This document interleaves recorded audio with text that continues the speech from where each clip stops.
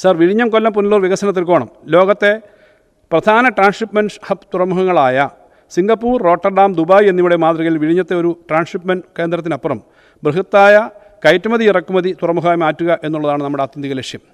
Sir, ഈ സങ്കല്പത്തിനനുസൃതമായി വിഴിഞ്ഞം കൊല്ലം പുനലൂർ വളർച്ചാ ത്രികോണം VKPGT എന്ന പുതിയ പദ്ധതി പ്രഖ്യാപിക്കുകയാണ്.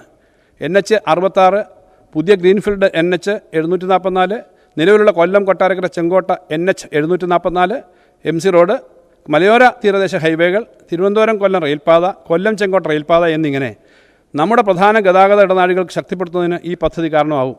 വികസന ത്രികോണ മേഖലകളുടനീളം വിവിധോദ്ദേശ പാർക്കുകൾ, ഉൽപ്പാദന കേന്ദ്രങ്ങൾ, സംഭരണ സൗകര്യങ്ങൾ, സംസ്കരണ യൂണിറ്റുകൾ, അസംബ്ലിംഗ് യൂണിറ്റുകൾ, കയറ്റിറക്ക് കേന്ദ്രങ്ങൾ എന്നിവ സ്ഥാപിക്കുന്നത് പദ്ധതിയിൽപ്പെടുന്നു.